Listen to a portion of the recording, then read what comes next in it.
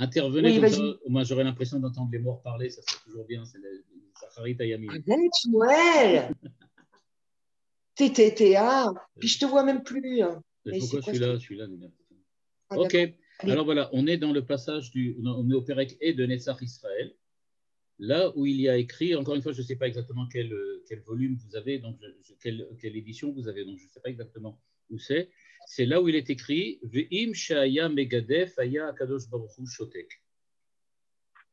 C'est le passage sur le silence de Dieu. Ok. Alors, bon, on va lire ça, c'est un peu spécial. Ok. Alors, donc on nous a raconté avant que Titus, donc il est rentré là-bas dans le Kodesh HaKodashim, il a fait ce qu'il a fait, etc. Et donc il a comme ça, il a en fait, il a insulté Dieu. Et le texte dit V'im shaya megadef aya kadosh baruchu shotek. Qui a itpa'alut ou la chair ou koach bageshem. Lekach hu mitpa'el ve'u yitbarach kadosh venivdal mikol inyane hageshem lachen en lo itpa'alut hageshem. Mais attends, Shmuel, 5 secondes, parce qu'Emmanuel, elle me dit qu'elle ne trouve pas le lien. Ah, c'est toujours le même. Attends, je réponds. D'accord. Alors donc maintenant, on va essayer d'expliquer un petit peu ce que dit le Maharal là, parce que c'est un peu compliqué. Vous allez voir tout de suite pourquoi. Il nous dit donc que Dieu se tait, il y a un silence de Dieu pendant les insultes. Pourquoi? Parce que it pa'alut ou la chair koach bageshem. Qu'est-ce que ça veut dire ici, it pa'alut? Ça veut dire que tu ressens quelque chose. Ça veut dire ressentir quelque chose. Ressentir au sens littéral du terme en français. Sentir une seconde fois. C'est-à-dire, tu sens quelque chose et tu réagis en fonction de ce que tu sens. Donc, tu ressens. À savoir, donc, tu as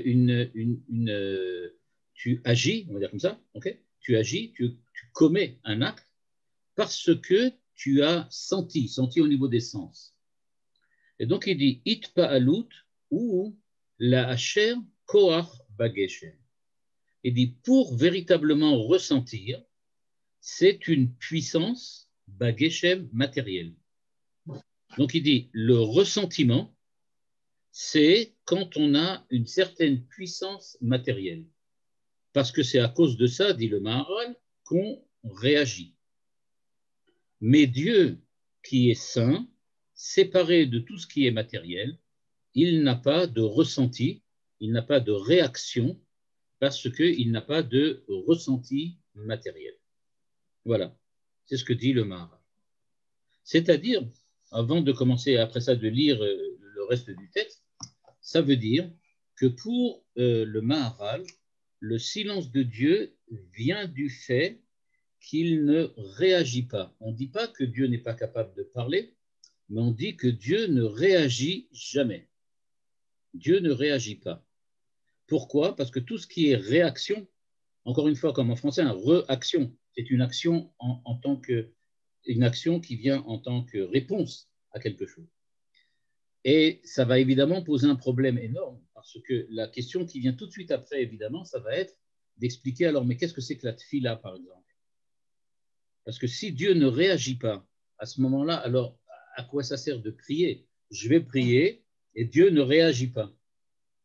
Et pour lui, ça ne veut rien dire. Alors, pourquoi je le fais? Ou pourquoi il demande-t-il? C'est-à-dire, dans la définition ou dans la description que donne ici le Maharal, on voit en tout cas apparaître, déjà en tout cas en filigrane, la position du Rambam qui définit Dieu par la transcendance. Et donc Dieu est transcendant, c'est ce qu'il est dit clairement ici quand il dit il est Kadosh et Nifdal, séparé. Donc Dieu est Nifdal, transcendant, séparé. Et puisque Dieu est transcendant, mais il dit bien transcendant de tout ce qui a rapport avec le matériel, donc il n'a aucune réaction matérielle. Il n'a aucune réaction matérielle. Alors maintenant, il faut comprendre pourquoi il ne réagit pas à Titus. Parce qu'il n'y a rien dans ce que fait Titus ou ce que dit Titus, dans les insultes de Titus, il n'y a rien qui le touche, dans le sens qu'il n'y a rien qui est de son niveau, qui a rapport avec lui. C'est comme si Titus faisait quelque chose, mais pour Dieu, il ne se passe rien. Ce n'est pas que Dieu refuse de réagir, ce que nous dit ici le Maharal. Il nous dit Dieu ne refuse pas de réagir. Il ne peut pas réagir. Il ne peut pas réagir parce qu'il n'y a aucune réaction à avoir quand il ne s'est rien passé. Pour Dieu, il ne s'est absolument rien passé. Il n'y a eu aucune insulte, aucun acte. Il n'y a eu aucun agissement. Tout ce qu'on voit là… Oui, pardon. Qu'est-ce qui est passé après le veau d'or? Après qu'il soit rentré à l'intérieur du Kodesh HaKodashim, Titus, donc il a coupé le rideau là-bas qui a commencé à saigner. Non. Lorsque Am Israël a fait le veau d'or. Oui, ok, très bonne question que le Maharal lui-même va poser. Ok, je pose ta question tout de suite. Effectivement, alors pourquoi Dieu punit alors? Pourquoi Dieu a puni le veau d'or? Dieu a puni, le Maharal va demander tout de suite, 2 lignes après, il va dire pourquoi Dieu a puni instantanément les enfants de Aaron qui ont fauté quand ils sont rentrés dans le Saint des Saints avec l'encens, et à ce moment-là, Dieu les a punis tout de suite. Ah, mais c'est pas du tout la même action. Comment? C'est pas du tout la même action. Oui, mais pourquoi? Tout ce qu'on fait, nous… Là, Titus n'agit pas contre Dieu. Si Titus agit contre Dieu, il insulte Dieu. C'est contre Dieu. Pourquoi pas? Et moi, je vais pousser. Excusez-moi, vous aviez dit que c'était pour montrer l'inexistence de Dieu. C'était pas pour l'insulter. Il me semble que c'était pour montrer. L'insulte de Titus, c'était essayer de montrer que Dieu n'existe pas. N'existait pas. Mais pour Dieu, ça correspond comme pour quelqu'un tu veux prouver son inexistence, c'est quelque chose qui doit l'insulter ou qui le remet en… C'est ce qu'on appelle ici Megadef. Megadef, c'est comme une insulte, c'est une imprécation, on va dire comme ça. C'est une espèce d'imprécation. D'accord. Ce que dit le Maharal, il dit l'imprécation ne touche pas Dieu. Pourquoi? Parce qu'elle n'est pas là. Elle n'existe pas pour lui. Il n'a aucun rapport avec ça. Il n'a aucune relation avec ça. Mais effectivement… Oui. À quel niveau il se place quand il dit Glavut chez la Kadosh Baruch Hu? Il se place où il a placé son repère, parce que si c'est dans la Kadosh Baruch Hu Be'atzmo, tout le monde dit qu'on ne peut pas parler de la Kadosh Baruch Hu Be'atzmo. Oui. Si c'est l'interaction qu'il a avec, donc ça n'a pas de sens qu'il dit qu'il est avec nous, je veux dire avec son monde. Donc à quel niveau il se place quand il dit En Itlavut? C'est exactement la question que je demande. On est tout à fait d'accord. C'est exactement la question que je demande. Parce que le véritable problème, effectivement, c'est ça. Si Dieu est sans réaction par rapport au monde matériel, alors il ne doit pas réagir par rapport à la prière, il ne doit pas réagir par rapport au mitzvot, il ne doit jamais réagir. Et donc, le Maharal, pourtant, c'est ce qu'il dit. Il dit Dieu se tait. Pourquoi? Parce qu'il n'a pas de hitpa'alut. Il ne réagit pas. Donc, si tu fais quelque chose, il ne réagit pas. Alors, qu'est-ce qu'il fait? C'est ça la question. Pardon? Pourquoi il réagit pour la faute du veau d'or? C'est exactement la question qu'on va devoir se poser. Exactement. C'est exactement la question qu'on va devoir se poser. Et donc, mais le Maharal lui-même va la poser. Mais donc, dans la description que nous donne le Maharal, encore une fois aujourd'hui ici, dans la description, on a vraiment l'impression qu'il y a une espèce de transcendance absolue, comme ça on va dire, de Dieu. Dieu est transcendant complètement au monde, et comme il est transcendant complètement au monde, donc il n'a aucun rapport avec le monde. Le Maharal utilise le terme Nivdal mikol inyane hageshem. Ça veut dire que s'il n'a plus aucun rapport avec toute matérialité, alors il a un rapport avec rien du tout de notre monde. Et donc, qu'est-ce qu'on fait là, quoi? Et pourquoi il nous a créés? À quoi ça sert tout ça? Okay? Donc, a priori, c'est ce que dit le Maharal pour le moment. Il va falloir qu'on comprenne. On va voir tout de suite avec l'exemple de la faute, pas du veau d'or, mais il va parler de la faute des enfants d'Aaron. Et on va tout de suite voir. Il continue, le Maharal. Il dit Velachen, Nikra Chassin Ya, dans Tehilim. Chassin Ya, solide, fort, puissant. Dieu est puissant. Klomar, Sheu Eno Mitpael, la Machissim Lefanav. Là, on commence à avoir une première précision du Maharal, à savoir Dieu ne réagit pas à tout, mais à tout ce qui devrait, et tout ce qui est fait contre lui, ou on va dire plutôt à l'encontre de ce qu'il demande ou de ce qu'il attend. C'est-à-dire, dit le Maharal, non, il réagit par rapport au monde, mais pas quand on fait quelque chose qui est une faute. Machissim le Fanav. Je voudrais rappeler ça peut sembler bizarre de dire que Dieu réagit à tout sauf aux fautes, parce qu'a priori, il va tous le dire, mais il punit quand même. Et là, je voudrais apporter un enseignement extrêmement important, c'est l'enseignement du Rabbi de Lubavitch. Le Rabbi de Lubavitch dit que Dieu n'a aucune surprise, entre guillemets, par rapport à ce qui se passe dans le monde. Tout ce qui arrive dans le monde, pour lui, c'est évident que ça va arriver. C'est évident que c'est quelque chose qu'il attend ou en tout cas, où il sait que ça va évoluer dans la direction que ça a pris. Mais il y a une chose qui surprend tout le temps Dieu. La seule surprise qu'on peut faire à Dieu, c'est en fautant. Parce que quand on faute, ça, il ne l'attend pas. Dieu s'attend à ce que tu fasses que ce qu'il demande. Quand tu fautes, c'est quelque chose auquel il ne s'attend pas.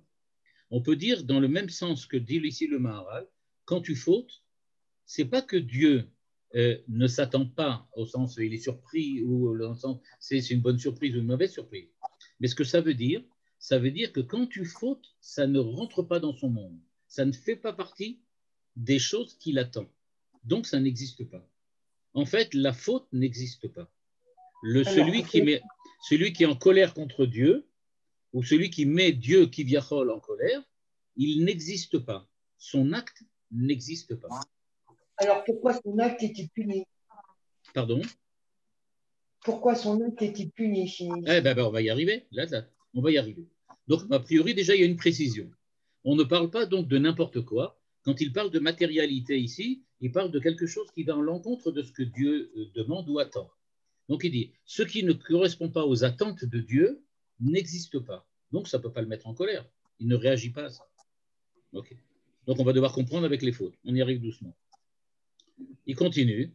Qui midata adam sheu mitpael, parce qu'un homme normal, mitpael, lui, il ressent quelque chose et donc il réagit.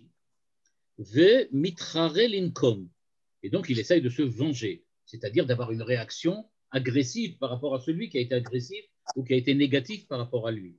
Donc, si moi, quelqu'un me fait quelque chose de négatif, donc j'ai tendance à être aussi, à avoir une réaction négative. Mais il continue, aval, Hashem yidbarach enokar. Pourquoi? Parce que enokoach begeshem. Il n'a rien rapport avec la matérialité. V'hu nivdal legamre mize, velachen eno mitpael. Ok. Pour le moment, je laisse en blanc. Pour le moment, on va avancer un petit peu. Uman shetimtsa etzel bene Aaron shemetu miyad. Voilà. C'est la question qu'on a posée. Et alors, comment se fait-il à ce moment-là que dès que les enfants de Aaron sont rentrés dans le Saint des Saints, tout de suite Dieu a réagi et Dieu a tué, enfin dire comme ça, a fait mourir tout de suite les deux enfants. Il dit pourquoi? Zemipne shakadosh baruchu medagdek im atzadikim kechut hase'ara. Et alors? Bon, il medagdek im atzadikim, mais pourquoi? A priori, il ne devrait pas, puisqu'on a vu qu'il ne réagit pas. Réponse, ve'otam she'em svivav lo yisbol hakadosh baruchu sheyesh ba'em chet. C'est-à-dire, deuxième précision du Maharal, la différence entre la réaction, ou on va dire comme ça, la non-réaction de Dieu quand quelqu'un commet un méfait et la réaction de Dieu quand quelqu'un commet un méfait, c'est par rapport à la personne et sa situation vis-à-vis de Dieu. Si tu es proche de Dieu, il y a réaction. Si tu es éloigné de Dieu, il n'y a pas de réaction. Tu n'as rien fait. C'est-à-dire en fait que la faute n'a de sens que pour quelqu'un qui admet qu'il y a des fautes. Pour quelqu'un qui n'admet pas qu'il y a des fautes, il n'y a pas de sens à la faute. En gros, c'est ce qu'il dit. Si tu es proche de Dieu, à ce moment-là, quand tu accomplis quelque chose de négatif, tu en es conscient, et donc tu admets que Dieu va réagir à ce que tu fais. Pourquoi? Parce que toi-même, tu es proche de lui. Mais si tu es quelqu'un comme Titus qui est complètement éloigné et que tu fais quelque chose de négatif, il Il n'y a aucune réaction de Dieu parce que toi-même, tu n'as aucune éventualité, on va dire comme ça, d'être proche de Dieu. Et donc, il n'y a aucune raison que Dieu réagisse par rapport à toi. En fait, Dieu ne réagit que si tu es proche de lui. Quand tu es proche de lui... Oui. C'est contre la Hashgacha. Pourquoi? C'est contre la notion même de Hashgacha. La Hashgacha, elle est permanente partout. CF, Baal Shem Tov, etc., qui parle de la feuille qui tombe. Et c'est la Hashgacha. Donc, Kalva Chomer, ce que fait un homme.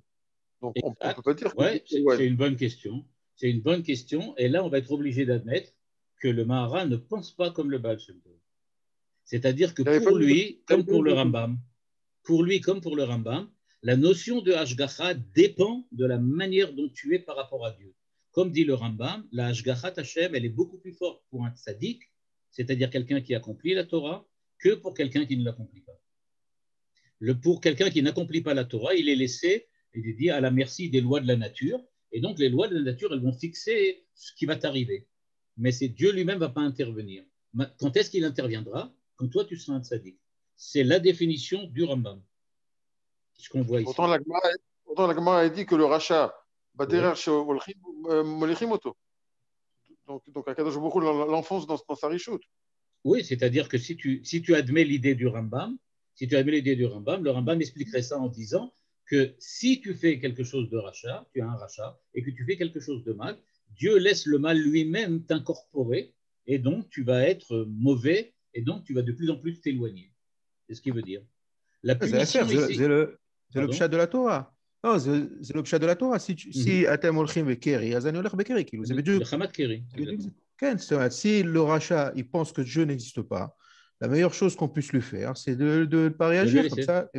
Voilà. De le laisser dans son ignorance. Exactement. De le laisser dans son ignorance. Et donc ici, ce que fait donc le Maharal, c'est qu'il nous dit Titus ne représente rien vis-à-vis de Dieu. Pourquoi? Parce que pour Titus, Dieu ne représente rien. Donc, il n'y a aucune raison qu'il soit en contact avec lui. C'est pour ça qu'il ne réagit pas. Parce qu'il est, comme il dit ici, il ne réagit pas parce qu'il n'a pas de hitpa'alut. La hitpa'alut, c'est une réaction que tu as d'un point de vue matériel. Tu as fait quelque chose contre moi, moi je réagis contre toi. Mais, dit le Maharal, ce n'est pas du tout le cas dans le cas de Titus. Comme des autres Rechaïm aussi. Eux aussi, ils sont pas. Dieu ne réagit pas. Pourquoi? Parce qu'ils n'ont rien fait. En fait, ils n'ont rien fait. Pour faire quelque chose, il faut déjà être à un certain niveau. C'est-à-dire que, par exemple, je crois que c'était le Rav Chaim Vital qui disait que si vraiment on était au même niveau que les gens du Tanakh, alors Dieu réagirait tout de suite. Pourquoi Dieu ne réagit pas maintenant quand on fait des fautes? Pourquoi on n'est pas aussi puni comme les enfants d'Aaron ou comme d'autres encore, qui ont été punis instantanément? Parce que quand Dieu réagit aujourd'hui, on n'est pas suffisamment saint ou suffisamment proche de lui pour qu'il y ait une réaction. On est tellement éloigné que non, il ne réagit pas. C'est ce qui se passe. En tout cas, ça semble bien dire qu'ici que le Maharal va d'après la vie du Rambam. Il va d'après Maïmonide. Et donc il nous dit Otam she'em sevivav lo yisbol hakadosh baruch hu sheyesh ba'em chen. La faute n'a de sens que parce que tu es autour de lui, tu es à côté de lui. Si tu n'étais pas à côté de lui, il n'y aurait pas de sens à la faute. Il n'y aurait aucun sens à la faute. Et parce que, l'explication, Kilo yagur etzlo davar chet. C'est pour ça, dit le Maharal, ne enshu miyad. Aval etzel aracha, maintenant c'est dit clairement, mais pour le rachat, kevan she'en akadosh baruch hu mitpa'el midivrei aracha. Dieu n'a aucun rapport, n'a aucune relation avec quelqu'un qui, au départ, le remet en cause. Donc il dit, il n'a aucune raison d'être en contact avec lui. Donc, oui, barach nibdal mina geshem legamre, shekol sheyesh bo gashmut, ma sheyesh bo itpalut, veze gvurat. Et donc, ce que nous dit donc le Maharal, c'est que on va dire comme ça, l'idée de base du Maharal ici, c'est de dire que c'est la présence de Dieu, c'est une présence qui est globale, universelle, à savoir que Dieu est présent à tous, tout le temps, partout, mais seulement si toi tu ne refuses pas sa présence. À partir du moment où tu fais partie de la catégorie de ce qu'il appelle ici rachat, donc tu refuses la présence de Dieu, donc automatiquement, dit le Maharal, tu n'as pas de raison que Dieu réagisse à ce que tu fais. Donc Dieu ne réagira pas. Donc le silence de Dieu ici, c'est un silence parce que c'est par rapport à ce que font les Rechaïm et pas par rapport à ce que font les Tzadikim. Deuxième idée arrive maintenant. Dans la phrase que je viens de lire, je reviens dessus, il dit chez Kol Asher Yesh Bo Gashmut Ma, et regardez, c'est très fort. Il dit que tout ce qui a un tant soit peu de matérialité, pas seulement de la matérialité, mais Gashmut Ma, c'est-à-dire un tout petit peu même, ça n'importe pas. À partir du moment où il y a de la matérialité, Yesh Bo Itpa'alut. Yesh Bo Itpa'alut. Mais, il dit le Maharal, Ze Gvurato. C'est ça ce qu'on appelle Gvura. C'est ça ce qu'on appelle Gvura. Pourquoi? En meshalem lo miyad. La Gvura, ce n'est pas la puissance. La Gvura, c'est au contraire se réfréner. Pour le Maharal, et là évidemment il fait certainement allusion, ici il ne le dit pas, mais il fait certainement allusion à ce qui est écrit dans la Masechet Avot, Ezeu Gibor, à Kovesh et Yitzro. C'est-à-dire que c'est en se réfrénant qu'il dévoile qu'est-ce que ça veut dire, Gvura, la puissance. La puissance, elle n'est pas de réagir, mais au contraire de ne pas réagir, de ne pas faire quelque chose. Mais ce n'est pas pour rentrer dans l'idée qu'il y avait un certain moment dans Israël, très très souvent, je ne sais pas si vous vous rappelez, il y a quelques années, il parlait tout le temps du fait que le fait qu'on ne réagit pas contre les attaques palestiniennes ou contre les attaques terroristes, c'est ça qui montre qu'on est fort. Oui, d'accord, mais ce n'est pas ce que veut dire ici le Maharal. Et donc il dit Ze Gvurato. C'est ce qu'on appelle Gvura. Gvura, évidemment, pour le Maharal, ça fait allusion à la Kabbale, à ce qui est écrit dans la Kabbalah, dans lequel il y a dans les sphères kabbalistiques, il y a à la fois, donc on dit Chesed, la grâce, il y a Gvura, donc ici c'est la puissance, la force, ou l'héroïsme, on peut dire de cette manière-là, et Tiferet, qui est la splendeur, la beauté. Et donc il veut nous dire ici que Gvura, ce qu'on appelle Gvura dans la Kabbalah, c'est cette force de Tzimtzum.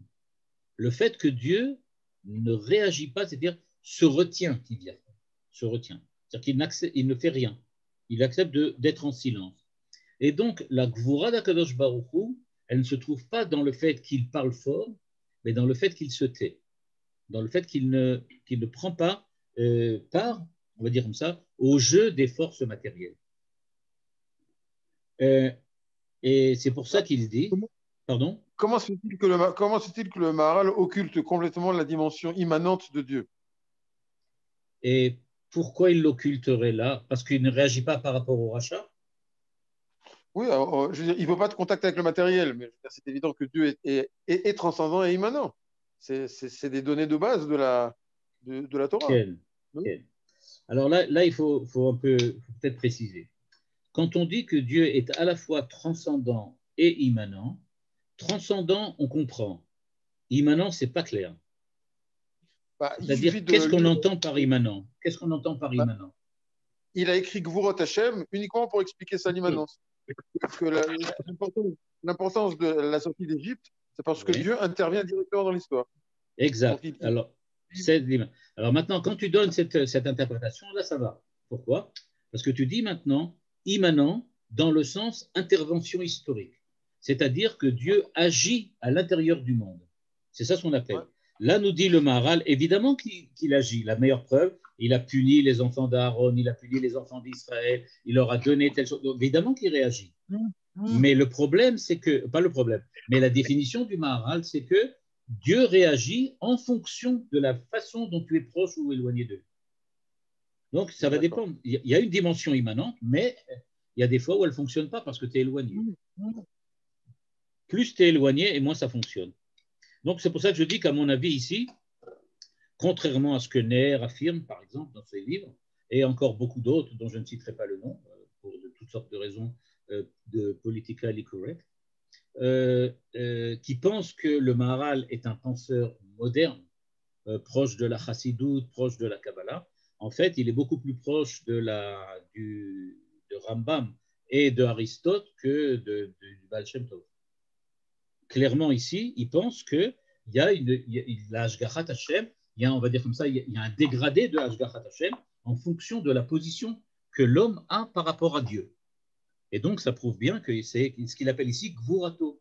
C'est pour ça que, alors que chez le Baal Shem Tov et dans la Chassidut, on va essayer de définir la réaction divine en fonction de la positivité qu'on va ressentir par rapport à l'action de Dieu sur nous, ou l'action de Dieu sur le monde, le Maharal va dire non, non, non. Quand tu veux parler de l'action divine, parle surtout de sa non-action. C'est ça la Gvura. La Gvura de Dieu, la puissance, elle ne se retrouve pas du tout au fait qu'il agit à l'intérieur de l'histoire, qu'il change les mouvements historiques ou qu'il change le cours de l'histoire même, comme ça s'est produit en Égypte. Ça, ce n'est pas la Gvura de Dieu du tout. La Gvura de Dieu, c'est quand il n'a rien fait. Ça, c'est la Gvura. Si je peux me permettre, je ne suis pas tout à fait d'accord, surtout avec Ner, mais non, moi je pense que justement la non-réaction de Dieu, c'est sa réaction. Comme je disais tout à l'heure, c'est-à-dire qu'à partir du moment où l'homme celui qui ne croit pas en Dieu, le rachat ne croit pas en Dieu, encore une fois, la meilleure chose que tu peux lui faire, et c'est une réaction pour moi, c'est de pas te comment dirais-je, de pas te présenter quoi, à lui, c'est-à-dire de ne pas te manifester. L'absence de manifestation, pour moi, c'est une réaction. Le Maharal va plus loin que toi. Il dirait que ce n'est pas une réaction parce qu'il ne peut pas avoir de réaction. Il dit quelqu'un qui est négatif par rapport à Dieu ne peut pas attendre que Dieu réagisse du tout. Il n'y a pas de réaction possible.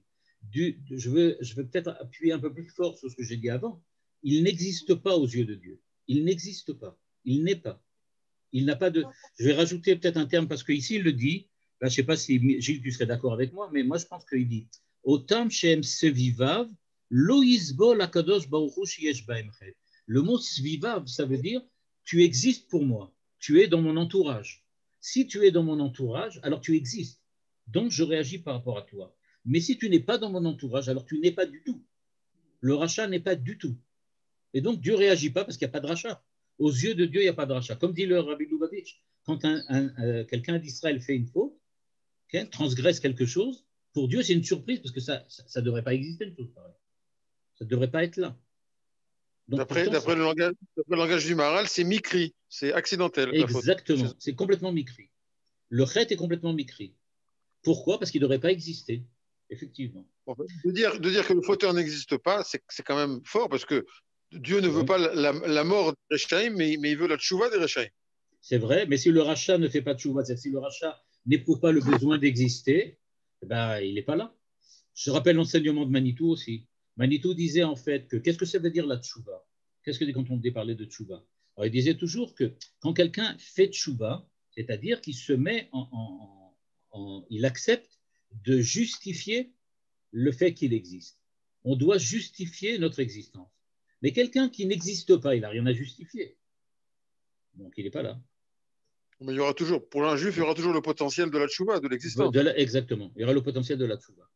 Pour les juifs, donc c'est pour ça qu'on dit pour les juifs, non, il existe quand même. C'est-à-dire, en fait, il veut exister, mais pour le moment, il s'est embourbé, il s'est pris les pieds dans le yaourt. Là, il dérape. Mais il dit, mais en fait, ce qui se passe, c'est que ce dérapage, c'est un dérapage mikri. Mais en fait, si ça avait été un goy, dans le sens de un goy qui dit, moi, je refuse complètement l'existence de Dieu pour moi, il n'y a rien, il y a seulement la matérialité qui compte. Alors, s'il n'y a que la matérialité qui compte, dans un monde pareil, tu es effectivement dans un monde sans Dieu, dans lequel il n'y a que la matérialité et les lois de la nature. Tu vis dans un monde qui est complètement naturel. C'est légitime, tu peux choisir. Tu peux choisir. Il dit, par contre, Israël, en général, ne choisit pas cette option. Il dit, mais si quelqu'un a décidé de la choisir, eh bien, il vivra effectivement dans un monde qui est le monde de la nature. Ton choix définit exactement de quel monde tu vas vivre et de quel monde tu vas subir. Ok. Dit le Maharal ensuite, il nous dit comme ça, Lakar en meshalem lo miyad, et donc ça c'est la puissance de Dieu, ou le kar en meshalem lo miyad, et donc c'est pour ça que Dieu ne réagit pas tout de suite et ne le punit pas tout de suite. Chez Az, lo aya me'abed arasha, rak shaya notel nafsho minaguf. Alors là, quelque chose d'énorme du Maharal. Il n'y a que le Maharal pour écrire ce genre de choses. Il dit il y a une grande différence entre tuer quelqu'un et le laisser non existant. Il dit, si vraiment Dieu avait réagi tout de suite, alors il l'aurait fait mourir. Mais il dit, mais mourir, ça ne veut pas dire ne pas exister, ça veut dire séparer l'âme du corps. Mais ce qu'on est en train de parler là, c'est que Titus n'existe pas, c'est-à-dire ce qu'on appelle karet d'un certain point de vue. C'est-à-dire qu'il n'y a plus aucune âme à cet homme-là. Cet homme-là n'a plus aucun rapport, aucune relation avec Dieu. Il a disparu aux yeux de Dieu. Donc, dit le Maharal, c'est pour ça qu'il ne réagit pas, parce que la seule réaction possible, ça serait de dire, ok, je vais te faire mourir, mais te faire mourir, ce n'est pas te faire disparaître. Donc, il dit, ça ne peut pas être une réaction positive. Dieu ne fait pas mourir la personne, parce que ce qu'elle doit, c'est de disparaître. Bon, je ne rentre pas sur la Shoah, mais il y a quelque chose d'intéressant au niveau de cette idée-là. Qui, le Godel Koachadin Sheba al Aracha, En Nechlakadin Lavo al Aracha Miksat Baolam Hazeh Miksat Baolam Haba. C'est pas je te punis dans ce monde-ci, je sépare ton âme et ton âme sera punie, elle va revenir. Non, pas du tout. Qui davar Sheu Nechlak En Lo Koach Gadol. C'est pas vraiment une vraie punition. Le Fichach Hashem Itbarach Lo Ba'alav Bedin Baolam Hazeh Umshalem Dino Begeino Machar Moto Lea Avid Et Nafsho. Et son âme disparaît. C'est-à-dire comme dans Karet, comme la définition de Karet d'après le Rambam. C'est-à-dire que l'âme de l'homme disparaît. Ça me répond, moi, à une question que j'avais depuis longtemps. Je ne sais pas si tu te rappelles, Gilles, on avait étudié ça, quand on avait étudié Tiferet Israël, dans lequel on avait rencontré un texte dans lequel le Maharal dit on arrive à la perfection seulement après la mort. Seulement après la mort. Ou, autre thème qu'on avait vu, il y a des hommes qui ont une nefesh ra'a. Nefesh ra'a. Et là, on était surpris, mais qu'est-ce que ça veut dire nefesh ra'a? Et là, il me semble que le Maharal répond à la question. Il dit, qu'est-ce que c'est que nefesh ra'a? Qu'est-ce que ça veut dire qu'on arrive à la perfection qu'après la mort? C'est-à-dire que tu n'existes vraiment que quand l'âme est séparée du corps. Donc, tu es une âme pure, à ce moment-là, tu existes vraiment, vraiment. Pour le moment, tu n'existes pas tout à fait. Tu es entre les deux. Okay? Tu es un peu comme un zombie, là. Tu vis sans vivre. Mais, en fin de compte, dit-il, si tu veux vraiment essayer de comprendre qu'est-ce que ça veut dire Nefesh Ra'a, alors Nefesh Ra'a, c'est l'âme de Titus qui va disparaître complètement. Ce n'est pas qu'elle est punie, ce n'est pas qu'elle est séparée du corps, ce n'est pas qu'elle est en relation avec le corps, c'est qu'elle n'est plus du tout. Et donc, ce qu'il dit ici, il dit la seule punition pour quelqu'un qui remet en cause l'existence même de Dieu, c'est d'être remis en cause complètement par Dieu, c'est-à-dire ne plus exister. En fait, comme dirait Manitou, ça voudrait dire tu ne mérites pas de vivre, puisque en fait, tu ne justifies pas le fait que Dieu t'a créé. En tant que créature, tu as été créé par Dieu, et donc tu dois justifier que tu es encore là existant.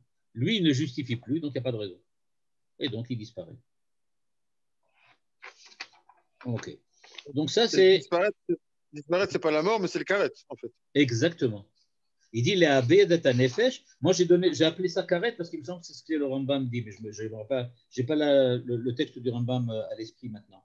Mais il me semble que c'est ce que le Rambam dit. Il dit en fait, ça, tu coupes et l'âme disparaît complètement. La personne disparaît. Elle n'existe pas. Ce qui veut dire que la transcendance de Dieu ici, elle joue un double tranchant. Le fait que Dieu est transcendant, ça vient souligner que toi, tu dois vivre au niveau de la transcendance de Dieu. C'est-à-dire que tu dois exister. Et pour exister, tu dois être au niveau de la transcendance. Ce que le Maharal appelle être dans l'entourage de Dieu. C'est-à-dire être comme lui, transcendant. À ce moment-là, tu existes. Si tu es matériel un tant soit peu, ben, de ce point de vue-là, tu perds une certaine forme de transcendance, une certaine forme de l'entourage divin, disons comme ça. Il y a un paradoxe chez le Maharal dans la tension entre matérialité et spiritualité. C'est-à-dire qu'a priori, le Maharal n'aime pas le matériel. Là, tu l'as bien montré dans ce texte, où il faut être comme lui, donc dans la transcendance. De l'autre côté, je ne sais pas si tu te souviens, on avait vu dans Tiferet Israël l'importance qu'il accorde au corps. Au corps, exact. On ne peut être un bon juif que si on a fait que si on a accompli son corps, que si on est dans une sorte de complétude corporelle. Donc il y a quelque part un paradoxe chez le Maharal qu'il n'a pas vraiment tranché, je crois. Je ne sais pas s'il n'a pas tranché. Moi, j'aurais dit que la manière dont il voit le corps ici, c'est comme la possibilité pour l'âme de s'élever plus haut. C'est-à-dire que la justification, comme dit Manitou, la justification de l'existence vient du fait que j'utilise l'existence, avec mon corps évidemment, de la manière qui correspond à ce que Dieu attend de moi. Et donc, à partir du moment où j'utilise le corps de cette manière-là, il a sa raison d'être en tant que celui qui nous permet d'exprimer l'âme, on va dire comme ça, la transcendance au niveau du temps et de l'histoire. Oui. Donc, le corps n'est qu'un tremplin pour l'âme, mais n'a pas une fonction essentielle, dans le sens de essence. Oui, ou peut-être il faudrait dire qu'il n'a pas de valeur essentielle. Il n'a pas une valeur essentielle. Il a une existence, mais il n'a pas une valeur. La valeur, elle vient de la forme. Comme on dit, quand on voyait, quand on dit, il y avait toujours la matière et la forme. Donc il dit, ce qui donne la valeur de la chose, l'essence de la chose, c'est toujours la forme. La matière, c'est ce qui permet à la forme de prendre prise dans le monde. Mais ça, il ne l'apprend que de cette manière. C'est Aristote, ça. Aristote, c'est tout à fait Aristote. Je ne lis pas du tout le Maharal comme vous. Hein. Je pense que vraiment chez lui, le corps. Non, c'est vraiment. C'est pas comme le Rambam, par exemple, qui dit le corps. Bon, il faut le respecter, il ne faut pas qu'il nous gêne. Mais pour le Maharal, il y a un peu comme dans la Chassidut d'ailleurs. Il y a le fait d'élever le corps, de le rendre kadosh, etc. C'est pas du tout comme le Rambam. C'est pas genre, il ne faut pas qu'il me gêne. Chez le Maharal, il n'y a pas la notion de kedusha du corps. Non, je ne crois pas. Non, je ne crois pas non plus. Je sais pas il n'utilise pas cette expression, mais en tous les cas, si, il y a la notion d'élever le corps. Et pas qu'il soit juste de pas qu'il il y a la notion de la participation du corps. Le plein de la spiritualité, mais pas le corps en soi. Ouais. Je pense qu'il y a même la notion, il faudrait que je regarde Tiferet Israël, que je n'ai pas à côté de moi là, mais dans Tiferet Israël et dans le Perek Yud Aleph, à mon avis, là-bas, il dit, je ne me rappelle pas de la formule exacte de ce qu'il dit, mais il dit là-bas que le corps aura le droit de participer à la vie future. C'est-à-dire qu'il y a une raison d'être au corps en tant qu'il va participer, mais il participe à la vie de l'âme. C'est une manière, il va devenir une partie intégrante de l'âme. Je ne voudrais pas rentrer dans des considérations kabbalistiques, mais par exemple, si tu regardes dans la description du Harizal, alors il dit clairement qu'il y a toujours le haut de l'inférieur qui fait partie de la partie basse du supérieur. C'est-à-dire que ce qui fait la valeur du corps, en fin de compte, c'est qu'il est entraîné avec l'âme vers la supériorité. Mais il est entraîné avec. Ce n'est pas lui qui monte. C'est l'autre qui monte. Oui, mais ils montent ensemble, comme tu dis. C'est-à-dire qu'il y a une montée du corps. Oui. Il n'y a pas une montée du corps, il y a une montée de la partie supérieure. Mais c'est cette partie supérieure qui entraîne avec elle le corps. Quand par exemple il parle de Hibou Rishon, bon, si tu connais, quand il parle par exemple de Hibou Rishon, quand il parle de Hibou Rishon, alors il dit dans les Hibou Rishon, tout le monde monte vers le haut. Et après ça, il y a ce qu'on appelle Hibou Sheni avec Mochil, et à ce moment-là, ça descend dans l'autre sens. Mais quand tu parles de Hibou Rishon, alors il y a une montée dans laquelle il y a c'est une espèce de kipoul, dans laquelle tout remonte vers le haut. Mais ça remonte parce que le haut est monté. C'est-à-dire que le corps, il suit, il participe, mais il n'est pas une vue en soi. C'est pas le corps qui doit être le plus important, ou c'est lui qui doit être Metoukan. Ça, tu peux le trouver dans la Chassidoute, tu peux le trouver chez le Rav Luria, tu peux le trouver quelquefois même chez le Hari, quelquefois, mais pas tellement. Surtout chez le Rav Kook. Le Rav Kook, bon, mais ça c'est autre chose. Bassar Kadosh. D'accord. Ça c'est chez le Rav Kook. Mais je ne pense pas que le Maharal va jusqu'à là. Je ne pense pas qu'il va jusqu'à là. Non. Le seul endroit où j'ai vu, c'est dans Tiferet Israël, quand on a vu avec Gilles, dans lequel il parle effectivement du corps dans le Olam Haba, mais c'est une participation. On voit bien que c'est une participation et que ce n'est pas le bien corps. Personnellement, je pense que, Daniel, je pense que quand tu as dit tout à l'heure, ça c'est le Rambam et ce n'est pas le Maharal, je pense, comme j'ai dit tout à l'heure, que le Maharal est beaucoup plus proche du Rambam que la Chassidut. Sur la notion du corps, moi je ne suis pas d'accord. Je ne pense pas du tout qu'il est au niveau comme le Rambam. Je serais très content, je ne mets ça pas par un défi, mais vraiment, je serais très content si tu me montrais des textes. Moi, je n'arrive pas à me rappeler de texte dans lequel le Maharal dit que le corps est important. Ce qu'il dit, par exemple, c'est qu'il y a une définition de l'homme qui contient aussi la corporéité de la même manière qu'il y a une définition de l'homme qui contient aussi la femme. Pour les mêmes raisons d'ailleurs. Pour les mêmes raisons. C'est-à-dire que l'homme est un duel comme ça. Pas un duel au sens de gars qui combattent, hein, mais quelque chose qui est double. Hein. C'est un duel de corps et d'esprit, d'homme et de femme. C'est ça un homme. Mais c'est pas... Encore une fois, ce n'est pas parce que ça donne une plus grande valeur au corps ou à la... Non, mais quand tu dis, par exemple, que le corps participera au monde futur, Oui. etc. C'est pas du tout Rambam, vraiment pas. Tu peux pas dire ça que Rambam dit. Dans le Rambam, tu sais Rambam, qu'il y a une il a besoin de marloquette créer ta métier pour Rambam-Ramban. arriver. Il y a une marloquette Rambam-Ramban, si dans le Olam Haba il y a un corps ou pas.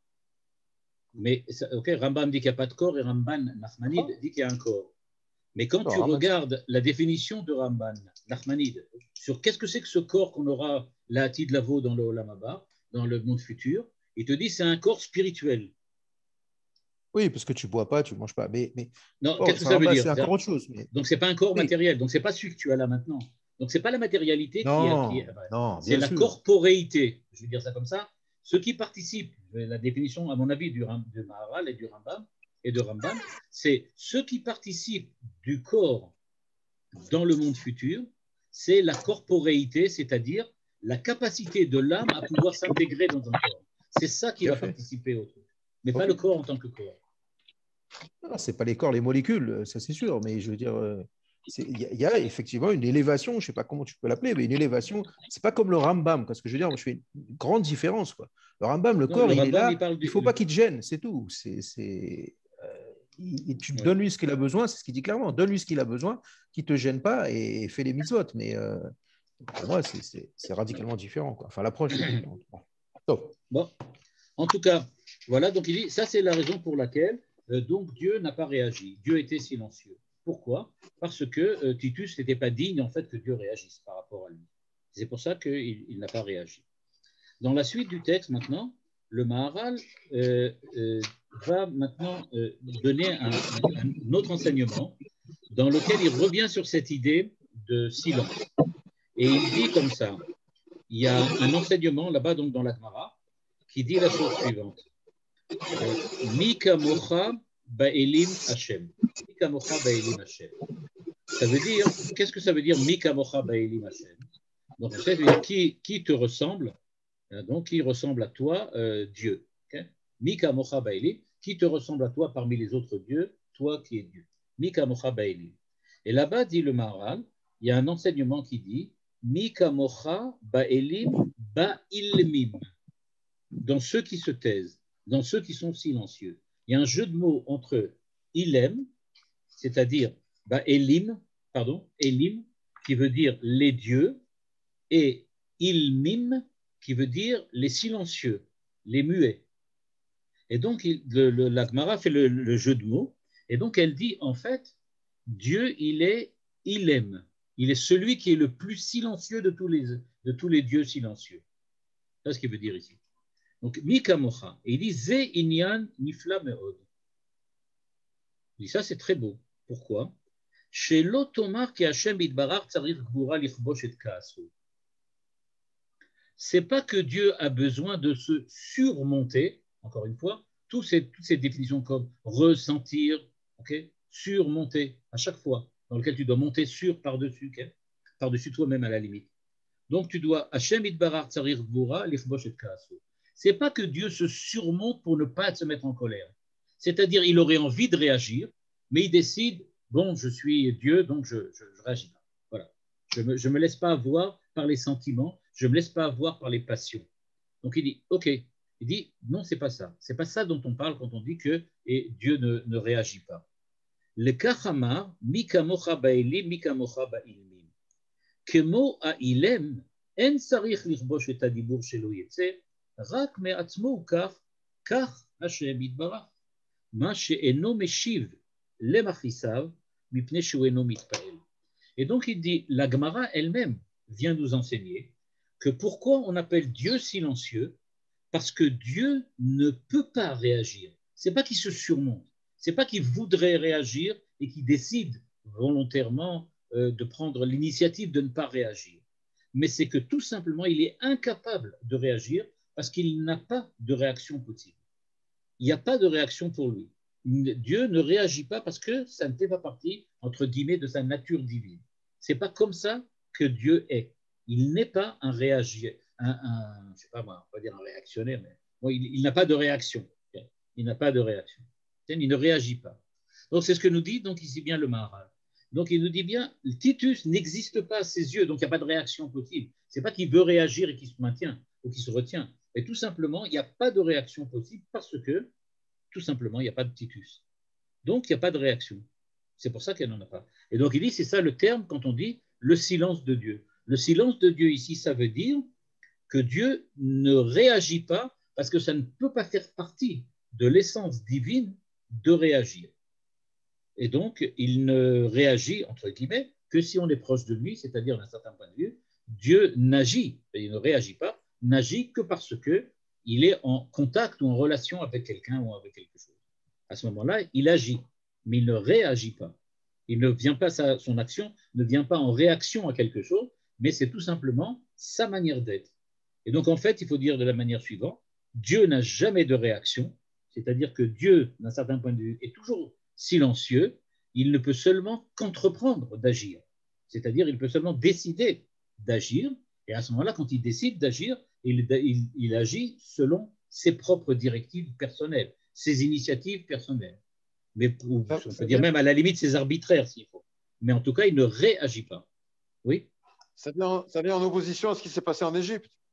C'est un des fondements de la philosophie du Rav Luria qui dit qu'au lieu de rester 400 ans, ils sont restés que 210 ans. Oui. Et c'est ça l'origine de la faute du veau d'or. Donc il y a une réaction de Dieu au fait qu'ils étaient dans les 49 degrés d'impureté et qu'ils ont dû sortir avant le temps imparti.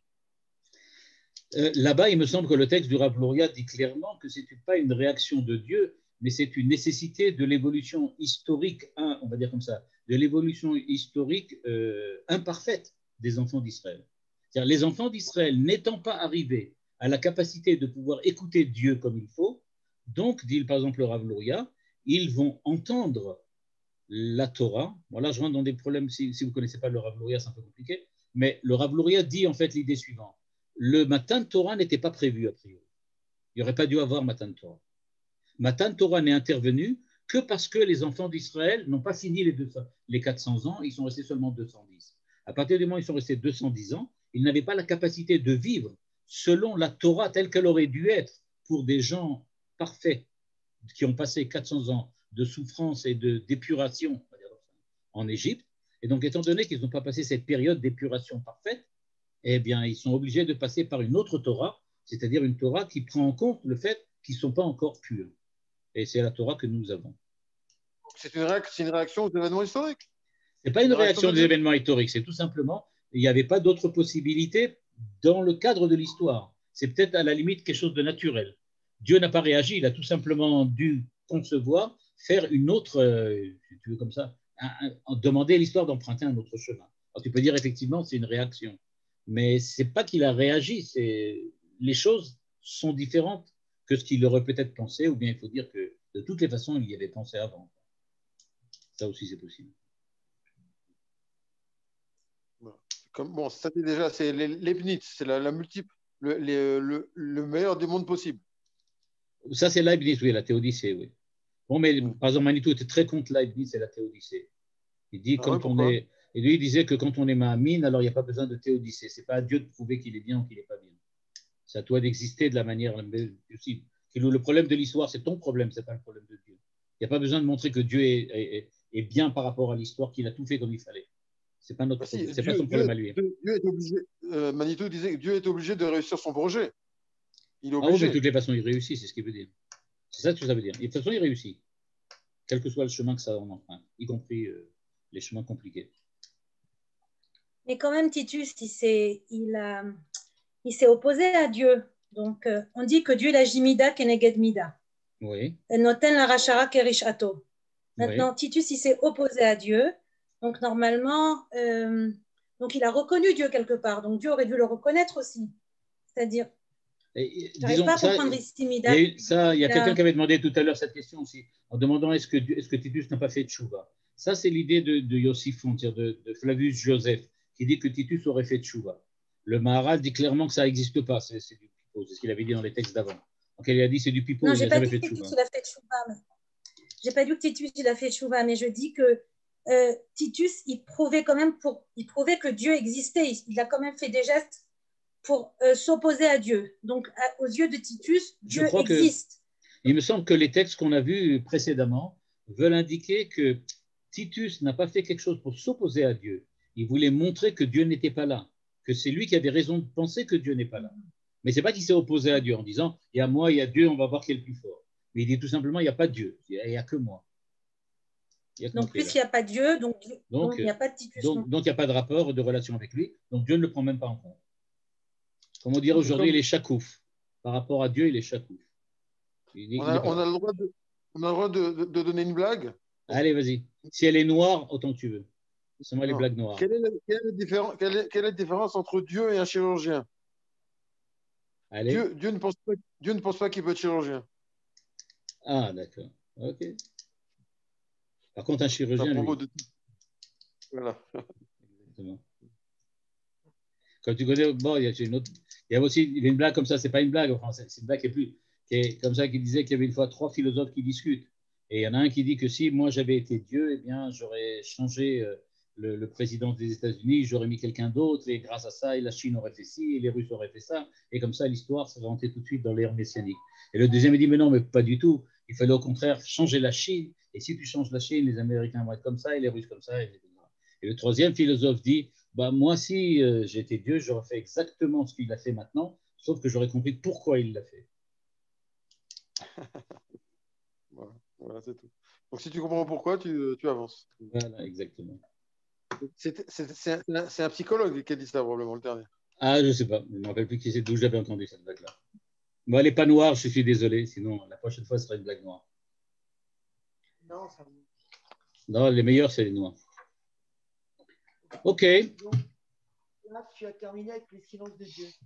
Pas non, on va continuer encore. Il y a encore une partie. Ce n'est pas tout à fait fini. On va parler de la fin du silence de Dieu. Ça continue encore un petit peu après. Il va parler un petit peu là-dessus encore. Là, il va parler entre ce qu'il appelle Gvura et la puissance avec le silence. Il va en parler à la fin. Et après ça, il va parler sur autre chose. Il va parler sur la Gvura tout court. Il va parler après ça des passages sur la Gvura. Puis après ça, il va parler de la mort de Titus, qui va mourir avec la mouche qui lui rentre dans le nez, là, etc. Ouais, je peux poser une question? Allez, vas-y. Il y a une chose que je n'ai pas comprise par rapport oui. à la réaction de Dieu. Oui. Donc, Dieu peut avoir une réaction par rapport à une personne qui fait quelque chose contre lui. Donc, dans cette interréaction, Dieu peut juger que cette personne n'existe pas parce qu'elle est beaucoup trop éloignée de lui. D'accord, oui. Ok, j'ai bien compris. Deuxièmement, il y a une autre réaction de Dieu qui est motivée quand une collectivité fait du mal au peuple d'Israël. Par exemple, en Égypte. Oui, Par exemple, en Égypte, ils ont été punis parce qu'ils nous avaient asservis de façon exagérée. Donc, des fois, il y a aussi le silence de Dieu par rapport quand on touche au peuple d'Israël. Comment tu peux expliquer? Bah, peut-être, encore une fois, sans rentrer dans d'autres textes que peut-être qui sont différents de celui-là, d'après ce texte-là, il faut admettre que ce qui se passe dans la réaction, ce n'est pas une réaction pour les Égyptiens, mais c'est pas une réaction contre les Égyptiens, mais c'est une réaction pour Israël. Comme le dit le Midrash et Rashi, que ce que fait Dieu en Égypte, ce n'est pas pour les Égyptiens du tout. C'est pas quelque chose qui est en relation avec les Égyptiens, mais c'est un but éducatif, démonstratif vis-à-vis d'Israël. Quand ils noient tous les Égyptiens dans la mer Morte. Oui. Ce n'est pas les Égyptiens qui sont importants. Ce n'est pas les Égyptiens qui sont importants, c'est Israël. Ce que Rachid dit. C'est différencier Israël et des autres, c'est ça? Pas différencier, mais apprendre quelque chose, montrer quelque chose, donner quelque chose à Israël. Le but, on va dire comme ça, la finalité de tout ça. Donc, ce n'est pas une punition égyptienne, c'est une éducation juive. Enfin, juive non, hébraïque. D'accord. Ouais, y a des fois, on passe par des périodes difficiles. Est-ce que bon, on ne va pas rentrer là-dedans. Le Midrash dit qu'en fait, on se plaint, on dit comment ça se fait que toi qui es Hachem, Baal Rachamim, tu tues tellement de monde là. Tout le monde demande ça. Le Midrash demande. Ok. Bon. À la prochaine. Pardon? Alors, la prochaine fois, alors, on fait une soirée crêpe chez Shmuel.